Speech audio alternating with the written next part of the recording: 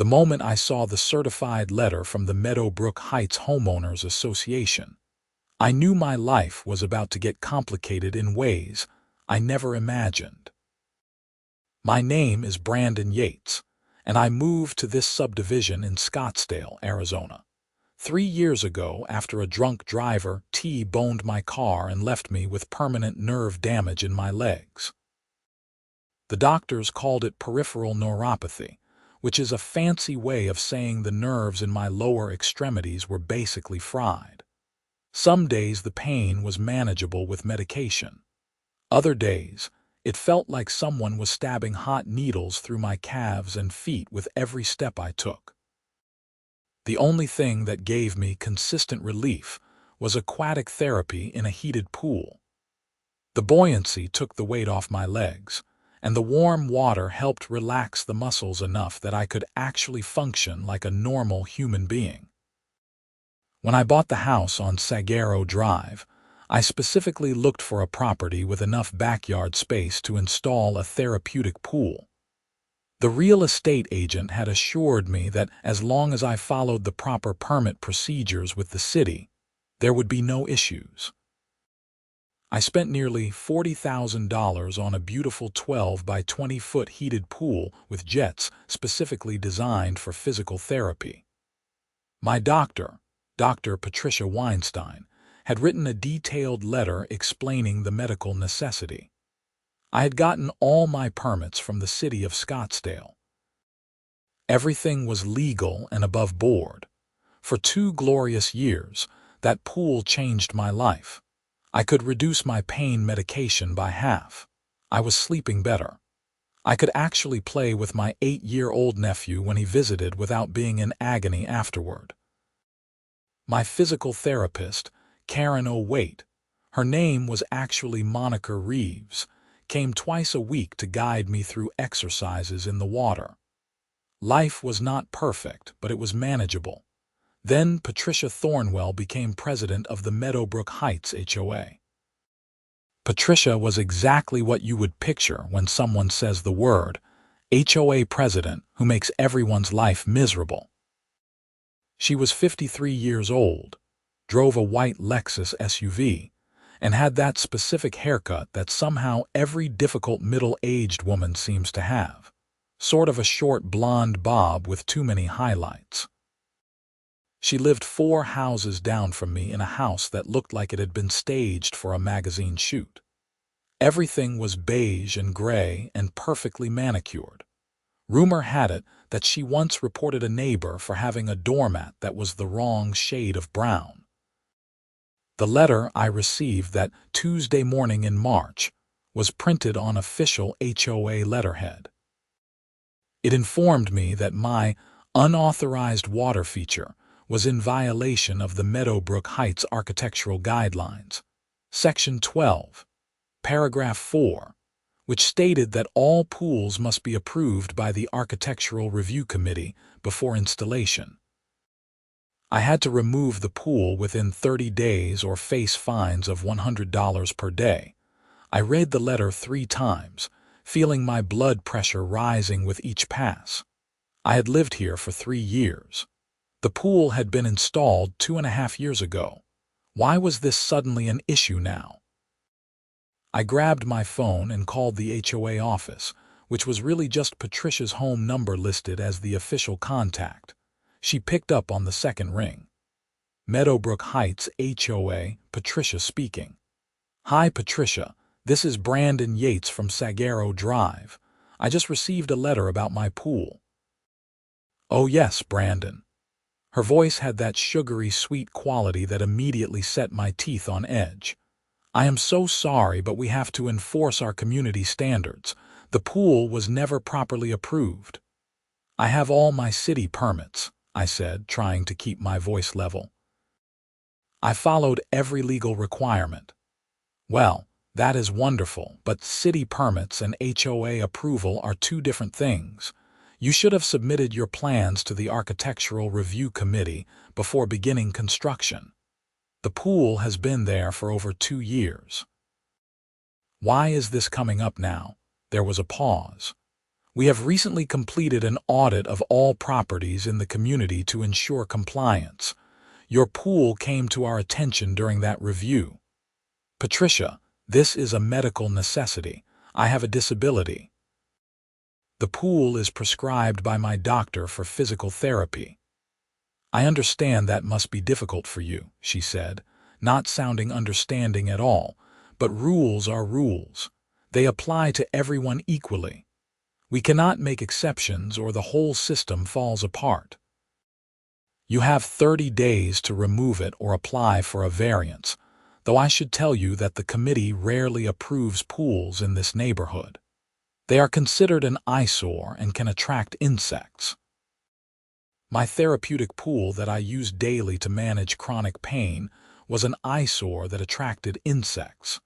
I was so angry I could barely form words. I am not removing my pool, I said. Then I am afraid you will start accumulating fines. I hope you will reconsider. Have a blessed day. She hung up before I could respond. I sat in my kitchen, staring at the letter, my hands shaking. This was insane. The pool was in my backyard, behind a 6-foot privacy fence. Nobody could even see it unless they came onto my property. I had never gotten a single complaint from any of my actual neighbors. Mrs. Chen on one side was elderly and sweet, always bringing me homemade dumplings. The Johnsons on the other side were a young couple who had even asked me for the name of my pool contractor because they were considering installing one themselves. I decided to do some research. I pulled up the Meadowbrook Heights HOA documents online and found the architectural guidelines. Section 12. Paragraph 4 did exist, but there was also Section 19, which covered reasonable accommodations for disabilities under the Fair Housing Act. I had a strong feeling Patricia had conveniently forgotten about that section. The next day, I went to the HOA meeting, which was held on the first Wednesday of every month at the community center. The community center was a small building near the neighborhood entrance with a meeting room, a gym that nobody used, and a kitchenette. About 20 people were scattered around the folding chairs when I arrived, most of them retirees who apparently had nothing better to do than obsess over neighborhood landscaping. Patricia sat at a table at the front with 2 other board members. There was Gerald Simpkins, the treasurer, a bald man in his 60s who always wore polo shirts tucked into khaki pants. Next to him was Donna Richfield, the secretary, a rail, thin woman with severe features who typed everything on an ancient laptop. Patricia called the meeting to order and launched into a discussion about the upcoming neighborhood garage sale and whether they should ban people from selling used clothing because it looked trashy. I sat through 15 minutes of the most inane conversation I had ever heard before the floor was finally opened for homeowner concerns. I raised my hand. Patricia's smile tightened when she saw me. Yes, Brandon, I stood up, using my cane for support. I received a letter about my pool being in violation of HOA rules. I would like to discuss the fact that this pool is a medical necessity for my disability and is protected under the Fair Housing Act. A murmur went through the small crowd. Patricia's expression did not change. The Fair Housing Act allows for reasonable accommodations, she said smoothly, but it does not give residents carte blanche to violate architectural standards. A large pool that was installed without proper approval is not a reasonable accommodation. A reasonable accommodation would be something like a small hot tub or perhaps a ramp, if needed. The pool is what my doctor prescribed. It is specifically designed for aquatic physical therapy. It is not some luxury item. I use it every single day to manage chronic pain from nerve damage. And we are very sympathetic to your condition, Patricia said, though her tone suggested otherwise. But the architectural integrity of this community benefits everyone, including you. Property values depend on maintaining certain standards. I am sure you can find another solution for your therapy. There are public pools and gyms with therapeutic programs. The nearest facility with a heated therapeutic pool is 45 minutes away, I said. I would have to make that drive twice a day, and none of them have the specific jets and temperature controls I need. I am sorry, Brandon, but the board has made its decision. You can submit a formal appeal if you wish, but I should tell you that the board very rarely overturns these rulings.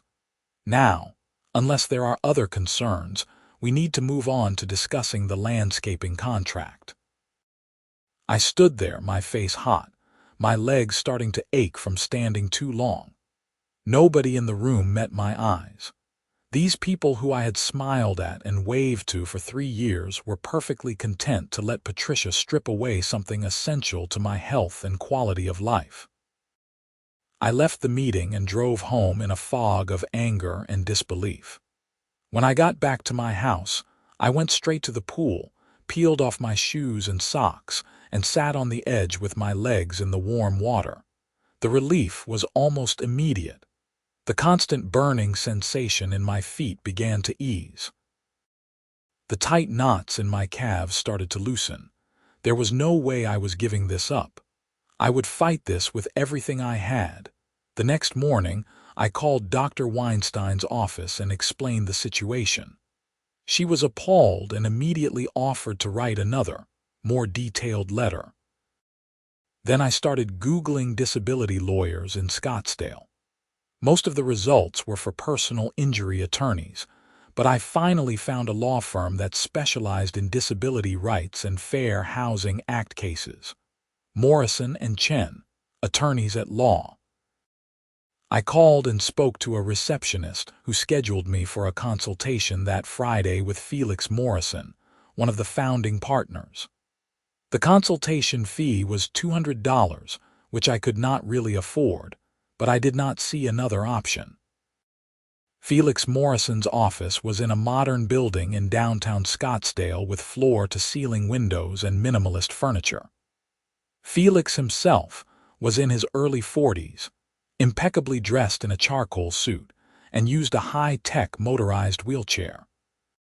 He greeted me with a firm handshake and an immediate sense that he understood exactly what I was dealing with. "Brandon, please sit down and tell me what is going on," he said, gesturing to a chair across from his desk.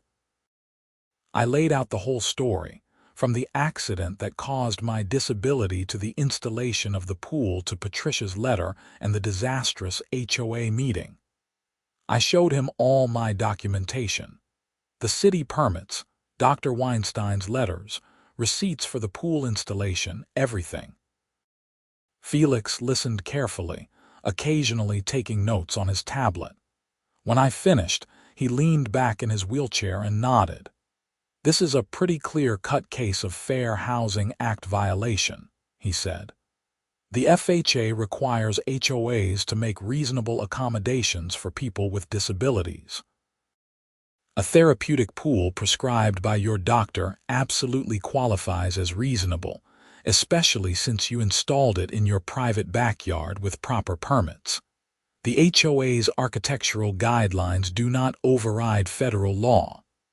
So what can we do? First, we send them a formal demand letter. We explain the law and give them an opportunity to rescind their ruling and leave you alone. Most HOAs back down at this point because they do not want the legal expense or bad publicity. If they do not back down, we file a complaint with HUD, the Department of Housing and Urban Development, and we can also file a lawsuit in federal court. Given the facts here, I am very confident we would win." "How much is this going to cost me?" I asked, even though I was afraid of the answer. Felix smiled. "That is the good news. Fair Housing Act cases can include attorney's fees as part of the damages. If we win, the HOA pays my fees, not you.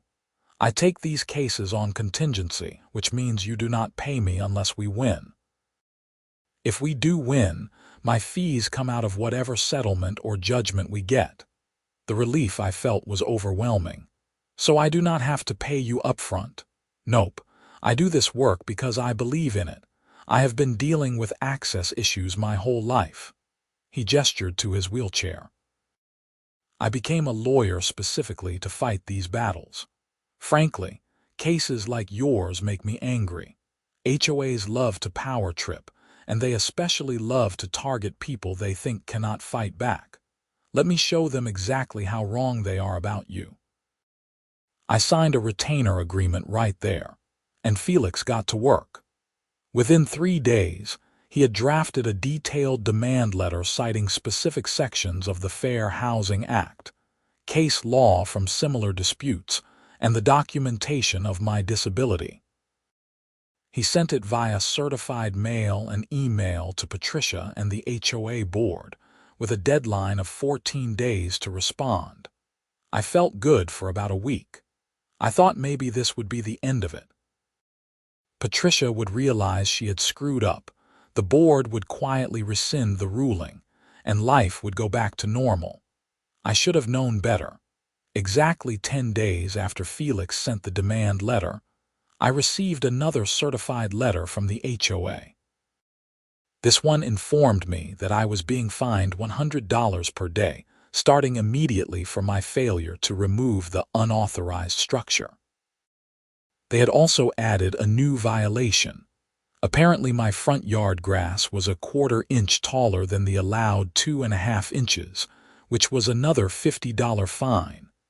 I was being fined $150 per day, over $4,000 per month. For having a pool that kept me functional and grass that was slightly too tall, I called Felix immediately. "They are retaliating," he said, his voice tight with controlled anger. "This is exactly what I was afraid of. Some HOAs double down when challenged. The good news is that retaliation makes our case even stronger. The bad news is they are going to make your life hell in the short term. Do not pay these fines. Let them accumulate. It will all be part of the damages." "They can put a lien on my house," I said. "They can foreclose. The process takes months, and we will have this resolved long before then. Trust me, Brandon. I know this is scary, but we have them dead to rights. They are just digging themselves deeper." Over the next 2 weeks, I received 3 more violation notices. My mailbox was apparently the wrong shade of black. My house numbers were installed too high on the wall by 3 inches. I was parking my car in the driveway instead of the garage, which was somehow against the rules even though half the neighborhood did the same thing. The fines were piling up. According to the HOA's math, I now owed over $6,000. My neighbors started acting weird. Mrs. Chen still smiled and waved, but she looked uncomfortable. The Johnsons avoided making eye contact when we crossed paths getting mail. I later found out that Patricia had been going door to door, telling people that I was a troublemaker who was suing the HOA and costing everyone money because legal fees would come out of the HOA reserves, which might require raising dues. I started having trouble sleeping. The stress was making my pain worse, which meant I needed the pool even more. I was out there twice a day now, spending over 2 hours total in the water just to function. Every time I got in, I wondered how much longer I would be able to keep it. Felix filed our complaint with HUD and also filed a lawsuit in federal district court. The lawsuit named the HOA, Patricia personally, and the other board members. We were seeking an injunction to stop the fines, a reasonable accommodation order to allow the pool, damages for emotional distress, and attorney's fees. The day after the lawsuit was filed, things got weird. I came home from a grocery run to find a man with a clipboard standing in my backyard, taking photos of the pool. He was middle-aged, wearing a cheap suit, and nearly jumped out of his skin when I came around the side of the house. "What are you doing on my property?" I demanded. "I am with the HOA's inspection company," he said quickly. "We are documenting code violations. This is private property. You are trespassing. Get out." "The HOA covenants give us the right to inspect properties," he said, but he was already backing toward the gate. "No, they do not. Not without 24 hours' notice. Leave now or I am calling the police." He left, but not before taking a few more photos. I immediately called Felix and told him what happened. "That is harassment," Felix said. "I am filing for a restraining order. This is beyond the pale." The restraining order hearing was scheduled for 2 weeks later. In the meantime, I set up security cameras around my property because I did not trust Patricia or her goons not to try something else. Good thing I did.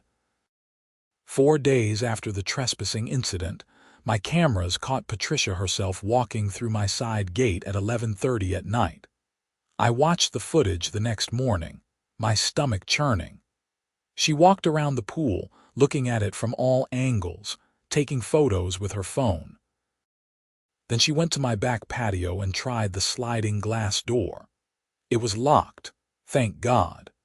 She peered through the windows, cupping her hands around her face to see inside. This woman had broken onto my property in the middle of the night and tried to enter my home. I downloaded the footage and sent it to Felix immediately. Then I called the Scottsdale Police Department and filed a report. 2 officers came to my house that afternoon. I showed them the video. They watched it twice, their expressions hardening. "You want to press charges?" The older officer, whose name tag Reed Martinez, asked. "Absolutely. This is pretty clear trespassing and attempted burglary. We will go talk to Miss Thornwell."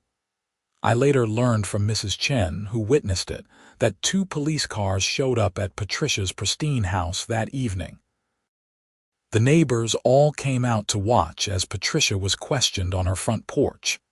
She apparently claimed she had a right to inspect properties in the neighborhood and denied trying to open my door, but the video did not lie. She was arrested and charged with criminal trespassing and attempted burglary. I wish I could say I felt good about it, but mainly I just felt exhausted. This whole situation had spiraled so far beyond a simple HOA dispute. I just wanted to be left alone to live in my house and use my pool in peace. The restraining order hearing happened on a Thursday morning in Maricopa County Superior Court. Patricia showed up with her own lawyer, a sour-faced man in an expensive suit who kept referring to me as the plaintiff in a dismissive tone. Felix was brilliant. He presented the demand letter, the retaliatory violations, the footage of Patricia trespassing, and the criminal charges. The judge, a no-nonsense woman in her 50s named Judge Reyes, was clearly not impressed with Patricia. "Miss Thornwell, did you enter Mr. Yates's property without permission?" she asked. "I was performing my duties as HOA president," Patricia said stiffly. "I have a responsibility to the community." "That is not what I asked. Did you enter his property without permission?" "Yes, and did you attempt to open his door?" "I was just checking to see if, yes or no, Miss Thornwell." Patricia's lawyer leaned over and whispered something to her. She pressed her lips together. "Yes." Judge Reyes granted the restraining order. Patricia was forbidden from coming within 100 feet of me or my property and from contacting me directly in any way. All HOA communications had to go through Felix. Walking out of that courtroom, I felt a small measure of victory, but I knew the war was not over. The next HOA meeting was scheduled for 2 weeks after the restraining order. Felix advised me not to go, since Patricia would have to leave if I showed up, and he thought it was better to let her dig her own grave. But Mrs. Chen went, bless her heart, and gave me a full report afterward over tea and dumplings at her kitchen table, according to Mrs. Chen. Patricia had gone on a 20-minute rant about how I was destroying the neighborhood. She claimed I was a criminal who was attacking her for trying to maintain property values. She said the lawsuit was frivolous and that everyone's HOA dues would have to increase to pay for the legal defense. Several people pushed back, including the Johnsons and a retired couple named the Farrells, pointing out that maybe the HOA should not have tried to force a disabled man to remove his medical equipment. Patricia apparently got red in the face and shouted that being disabled did not give anyone the right to break the rules. It was very uncomfortable, Mrs. Chen told me, patting my hand. Many people left early. I think Patricia is losing support. I hope so, I said. I do not want to fight with these people. I just want to live my life. You are doing the right thing, Mrs. Chen said firmly. That pool helps you. I see the difference on days when you use it versus days you do not. Patricia is being cruel for no reason. The HUD investigation was moving forward in parallel with the lawsuit. A HUD investigator named Jamal Washington came to my house to interview me and inspect the pool. He was thorough and professional, taking detailed notes and photos. He also interviewed Patricia and the other board members, though I was not present for those conversations. 2 months after I first received that letter, Felix called me with an update. HUD has made a preliminary determination that the HOA violated the Fair Housing Act, he said. They are recommending a settlement conference. If the HOA does not settle, HUD can file their own lawsuit, which would be in addition to ours. The HOA's lawyer knows they are in serious trouble now. I expect we will hear settlement offers soon. He was right. 3 days later, the HOA's attorney reached out to Felix with a settlement proposal. They would allow the pool to remain and drop all fines in exchange for me dismissing the lawsuit with prejudice, meaning I could never sue them again for this issue. Absolutely not, I told Felix. They made my life hell for months. They trespassed on my property. Patricia tried to break into my house. They do not get to just walk away. I agree, Felix said. I told them it was a non-starter. You are entitled to damages, and frankly, I think we should push for more. They need to understand there are consequences for discriminating against people with disabilities. Felix sent back a counteroffer. The HOA would allow the pool, drop all fines, pay $50,000 in damages, pay all of Felix's attorney's fees, issue a written apology, and install a wheelchair ramp at the front entrance of the community center as a gesture of commitment to accessibility. The ramp was Felix's idea. Let them put their money where their mouth is, he had said. If they are really committed to reasonable accommodations, they can make the community center actually accessible. Right now, it only has stairs at the front entrance. The HOA's lawyer said he would take the counteroffer to the board. A week passed with no response. Then 2 weeks. Felix prepared to move forward with the lawsuit, scheduling depositions and filing additional motions. The trial date was set for 4 months out. Then, on a Wednesday afternoon in late July, Felix called me with excitement in his voice. They folded, he said. They are accepting all our terms, every single one. I sat down heavily on my couch. Seriously, I just got the settlement agreement. They will allow the pool, drop all fines retroactively, pay you $50,000 in damages, pay my fees, which came to about $35,000, and install the ramp at the community center within 60 days. They also have to issue a formal written apology to be sent to every household in the neighborhood. Why did they give in now? My guess. Their lawyer finally made them understand how bad this could get. If we went to trial and won, which we would have, the damages could have been much higher. Plus, the negative publicity of a trial would have been a nightmare for them. Patricia's criminal case is still pending, which makes them look even worse. Settling was their least bad option. What about Patricia? She is resigning as HOA president as part of the settlement. It is not formally required, but their lawyer indicated she has agreed to step down to help facilitate the resolution. I felt something loosen in my chest that had been tight for months. It was really over. The settlement was finalized 2 weeks later. The HOA dropped all fines and violations against me. I received a check for $50,000, which was more money than I had ever had in my bank account at one time. Felix got his fees paid in full. The written apology arrived in my mailbox, along with every other mailbox in Meadowbrook Heights, on a Monday morning in August. It was printed on official HOA letterhead and signed by Gerald Simpkins, who had taken over as acting president after Patricia's resignation. It read, "Dear Meadowbrook Heights residents, the Board of Directors wishes to apologize to Mr. Brandon Yates for our handling of his request for a reasonable accommodation under the Fair Housing Act. Mr. Yates installed a therapeutic pool with proper city permits to address a medical disability. The pool is a necessary medical device, and we should have recognized it as such. Instead, we attempted to force Mr. Yates to remove the pool and imposed fines in retaliation when he sought legal counsel. Our actions were wrong and violated federal law. We have reached a settlement with Mr. Yates, and the pool will remain. We are committed to ensuring that all residents, regardless of disability, are treated fairly and in accordance with the law. As part of our commitment to accessibility, we will be installing a wheelchair ramp at the community center.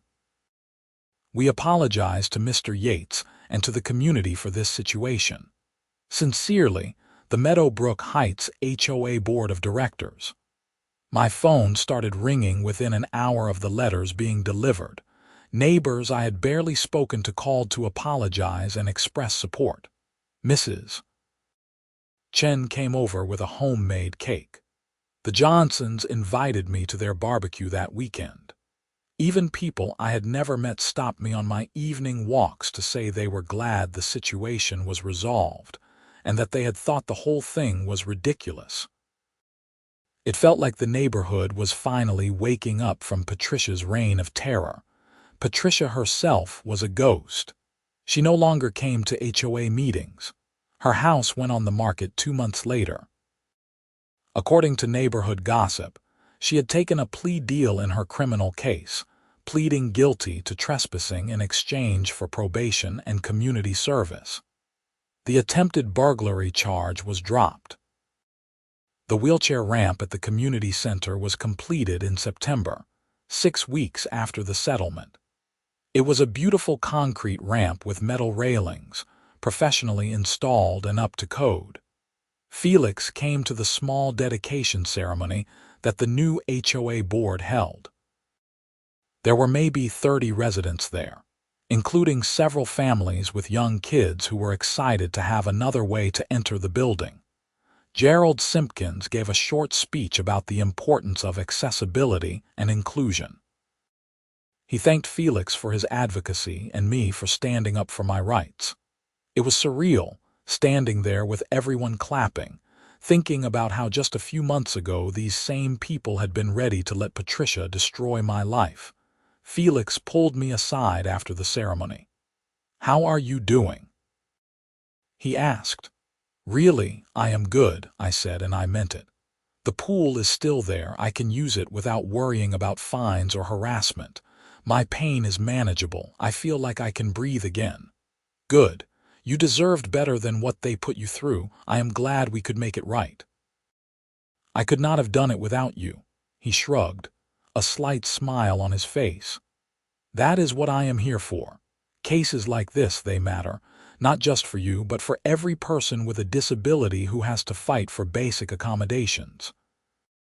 The more we push back, the more HOAs and landlords and employers learn they cannot get away with discrimination.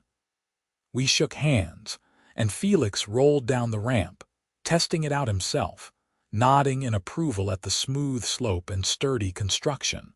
Life slowly returned to normal after that. The new HOA board was much more reasonable. Gerald was boring but competent, focused on actual maintenance issues like street repairs and landscaping contracts, rather than trying to control every aspect of people's lives.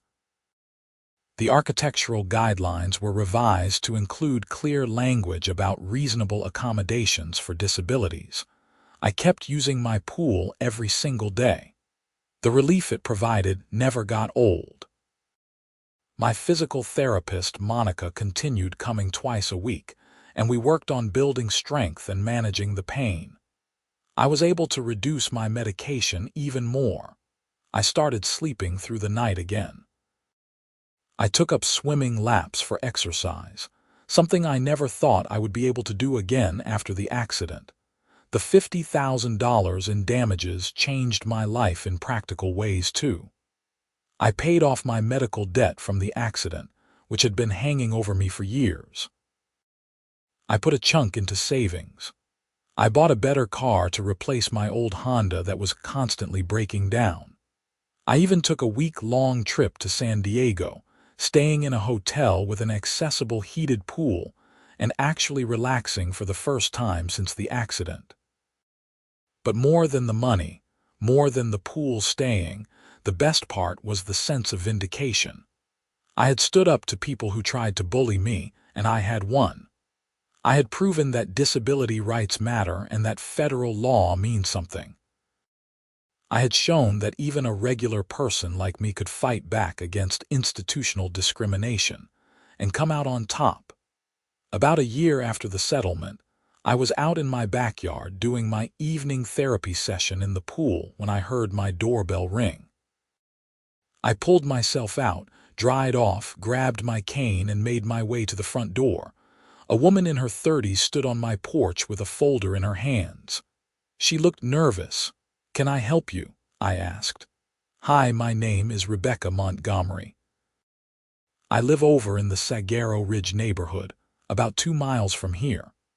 I'm sorry to just show up like this, but I heard about your case with your HOA, and I am dealing with something similar. My son has autism, and his therapist recommended we install a sensory swing in our backyard. The HOA is saying no because it is visible from the street.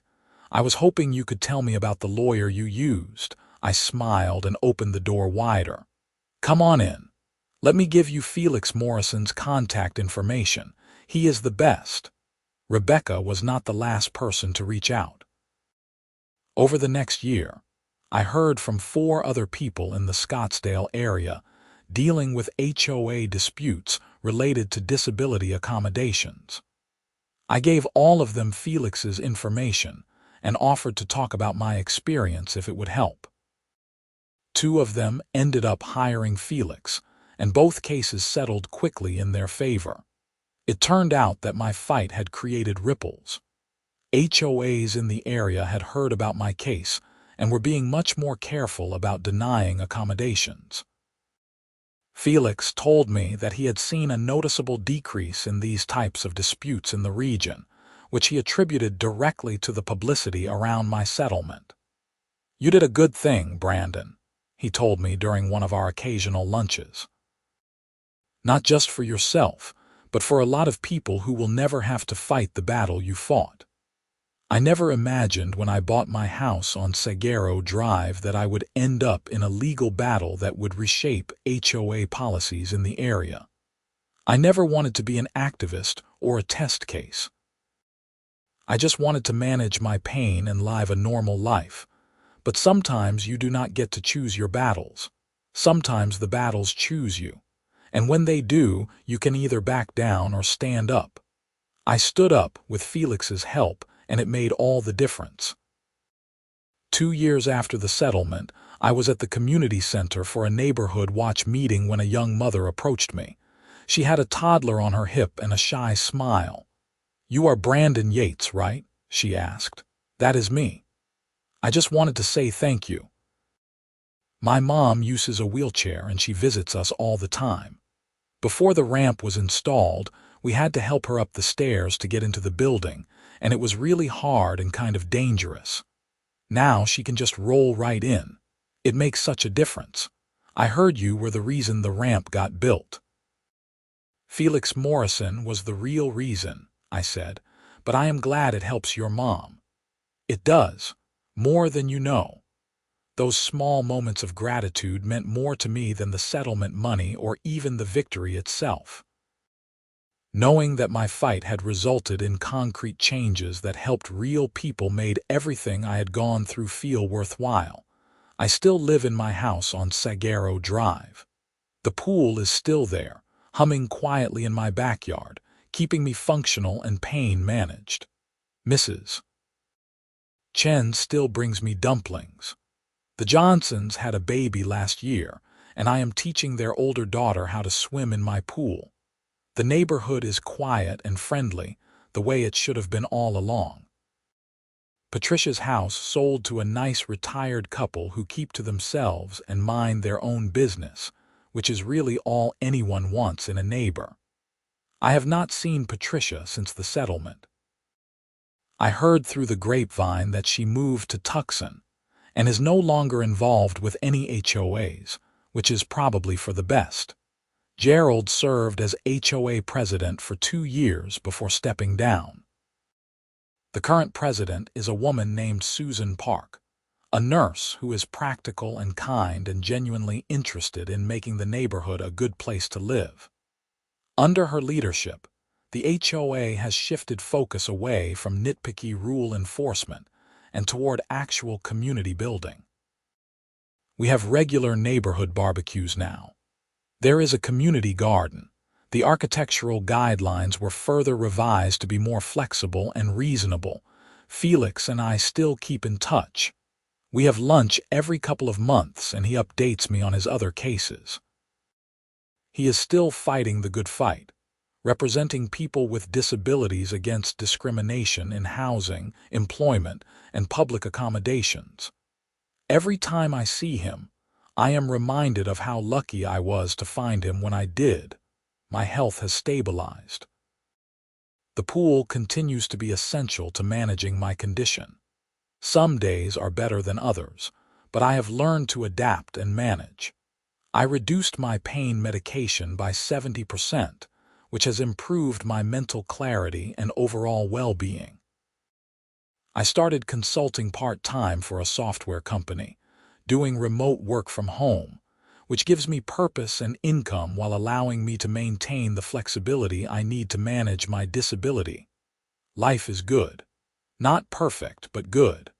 I have my health as much as I can expect given my condition. I have my home. I have my pool. I have supportive neighbors and a community that learned, albeit the hard way, that disability rights matter. Looking back on the whole ordeal, I am grateful for several things. I am grateful for Dr. Weinstein, who never hesitated to provide the medical documentation I needed. I am grateful for Felix Morrison, who fought for me when I could not fight alone. I am grateful for Mrs. Chen and the Johnsons and the other neighbors who stood by me when things got ugly. I am even, in a weird way, grateful for Patricia Thornwell, not because I forgive what she did or think she was right, but because her discrimination and harassment forced me to stand up and fight, and that fight changed me. It showed me I was stronger than I thought. It showed me that justice is possible, even when you are going up against an institution that seems immovable. It taught me that federal laws protecting people with disabilities are not just words on paper. They have teeth, and they can be enforced. And perhaps most importantly, it taught me that individual actions can create systemic change. My case did not just help me. It helped every person in Scottsdale and beyond who benefited from HOAs being more cautious about denying disability accommodations. It helped Rebecca Montgomery and her autistic son. It helped the mother with the wheelchair using Mom. It helped people I will never meet who will never have to face what I faced, because HOAs learned there are consequences for discrimination. On warm Arizona evenings, I sit by my pool as the sun sets behind the mountains, feeling the residual heat radiate from the water. The pain in my legs is manageable. My mind is at peace. The weight of constant worry and stress that Patricia and the HOA imposed has lifted. This is what victory looks like. Not dramatic or flashy, but quiet and sustainable. A man in his backyard, using the medical equipment he needs, living his life without interference or harassment. It is everything I fought for, and it was worth every moment of struggle to achieve it. The ramp at the community center stands as a permanent reminder of that fight. Every time I see someone using it, whether it is a parent with a stroller, an elderly resident with a walker, or someone in a wheelchair, I feel a sense of pride and purpose. That ramp exists because I refuse to back down. It exists because Felix knew the law and how to wield it. It exists because federal disability rights laws, when properly enforced, can create real change. I often think about people in similar situations who do not know their rights or cannot afford a lawyer or are too afraid to fight back. I think about how many people probably removed pools or ramps or other medical equipment because an HOA demanded it, not knowing they had legal protections. Those thoughts motivate me to speak up when I can, to share my story, to connect people with resources. Last month, I was invited to speak at a disability rights conference in Phoenix. Felix was one of the organizers, and he thought my story would resonate with attendees. I was nervous about public speaking, but I said yes. I stood at a podium in front of 200 people and told my story, from the accident to the pool installation to Patricia's harassment to the settlement and the ramp. The applause when I finished was overwhelming. Afterward, dozens of people came up to share their own stories of fighting for accommodations or to thank me for speaking out. Several attorneys asked for details about the case to use as precedent in their own work. A woman with muscular dystrophy hugged me and cried, saying she had just won her own fight to install a ceiling lift in her apartment after the landlord initially refused. These moments remind me that my story is not just about me. It is part of a much larger struggle for dignity, equality, and basic human rights for people with disabilities. Every time someone stands up and fights back against discrimination, it makes it a little bit easier for the next person. I am not a hero. I am just a guy who wanted to keep his pool. But sometimes being ordinary and standing up for yourself is enough to make a difference. My nephew visited last weekend, and we spent hours in the pool together. He is 10 now, growing like a weed, full of energy and questions. He asked me about the lawsuit while we were floating on our backs, looking up at the cloudless Arizona sky. "Uncle Brandon, were you scared when you were fighting the HOA?" he asked. "Yeah, buddy, I was scared. I was really worried I would lose my house or have to give up the pool." "But you did not give up." "No, I did not. Because giving up would have been worse." I thought about that for a moment. Yeah, exactly. Sometimes the scary thing is still the right thing, and sometimes you have to fight for what you need even when it is hard. He nodded seriously, processing this information. "I am glad you have the pool. It helps you walk better." "Me too, kiddo, me too." As I write this, sitting in my home office with a view of the backyard and the pool beyond, I am struck by how close I came to losing all of this. If I had not found Felix, if I had not known about the Fair Housing Act, if I had been too tired or too scared to fight, Patricia would have won. The pool would be gone. I would be in constant pain, barely functional, dependent on high doses of medication just to get through the day. But that is not what happened. I fought, and I won, and my life is immeasurably better for it. The final piece of the story came 6 months ago. I received a letter from the city of Scottsdale. They had received a grant to improve accessibility at public facilities and wanted to model their approach after successful local examples.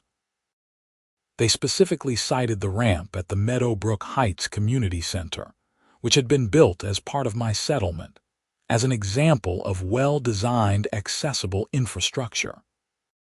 The city official who signed the letter asked if I would be willing to serve on an advisory committee for accessibility planning. I said yes. Now, once a month, I attend meetings at City Hall where we review plans for parks, public buildings, and infrastructure projects to ensure they are accessible. I am not an expert in architecture or engineering, but I bring the perspective of someone who lives with a disability and understands what barriers exist in daily life. It is volunteer work, unpaid, but I find it deeply satisfying. We recently reviewed plans for a new public pool complex, and I was able to provide input on the design of the therapy pool area, drawing on my own experience with what works and what does not. The architects were receptive and incorporated several of my suggestions. That new pool will open next year, and it will serve hundreds of people with disabilities and injuries who need aquatic therapy. Some of them will never know that a random guy who fought his HOA had any influence on its design, but I will know, and that is enough. This is the legacy of my fight with Patricia Thornwell and the Meadowbrook Heights HOA. Not just a personal victory, but a ripple effect of positive change that extends far beyond my backyard. When people ask me if I would do it all over again, knowing how stressful and expensive and time-consuming it would be, I do not hesitate. Yes, absolutely, I would do it again. Because the alternative, surrendering to discrimination and losing my quality of life, is unthinkable. I live my life now with a deeper appreciation for the rights and protections that exist, even if they must be fought for. I have a deeper appreciation for advocates like Felix who dedicate their careers to fighting for others. And I have a deeper appreciation for the power of one person standing up and saying, "No, this is wrong. I will not accept this." That is what I did. I said no to Patricia and the HOA. I refused to accept their discriminatory treatment, and with Felix's help and the backing of federal law, I prevailed. My pool is still here in my backyard, exactly where it belongs. The ramp is at the community center, serving everyone who needs it. Patricia is gone, her brief reign of terror over. The neighborhood is better for all of it and me. I am still here, managing my disability, living my life, and speaking up for others when I can. The chronic pain will never go away completely, but it is manageable. The medical condition that changed my life is something I have learned to live with, adapt to, and accommodate. The pool makes that possible. That warm water, those therapeutic jets, the buoyancy that takes the weight off my damaged nerves, these are not luxuries. They are necessities, as vital to my functioning as medication or a wheelchair is to someone else. Patricia never understood that, and she did not care to learn. She saw only rules to enforce and power to wield. She paid the price for her discrimination, both legally and personally, and the neighborhood is better off without her toxic influence. The story could have ended so differently. I could have given up, removed the pool, and spent the rest of my life in agony and resentment. Or worse, I could have lost my house to foreclosure from the mounting fines, becoming another victim of an unchecked HOA board drunk on petty authority. But that is not what happened because I refused to let it happen. I found the right lawyer, I understood my rights, and I stood firm. To anyone reading this who is facing similar discrimination, whether from an HOA or a landlord or an employer, know that you have rights. The Fair Housing Act, the Americans with Disabilities Act, and other laws exist specifically to protect you. Those protections are real and enforceable, but only if you are willing to stand up and demand them. Find a good disability rights lawyer. Document everything. Do not back down when bullies try to intimidate you. The law is on your side if you have a legitimate disability and need reasonable accommodations. It will not be easy. There will be stress and worry and sleepless nights. But on the other side of that fight is the life you deserve, free from discrimination and harassment. I have that life now, and it was worth every bit of effort to achieve it.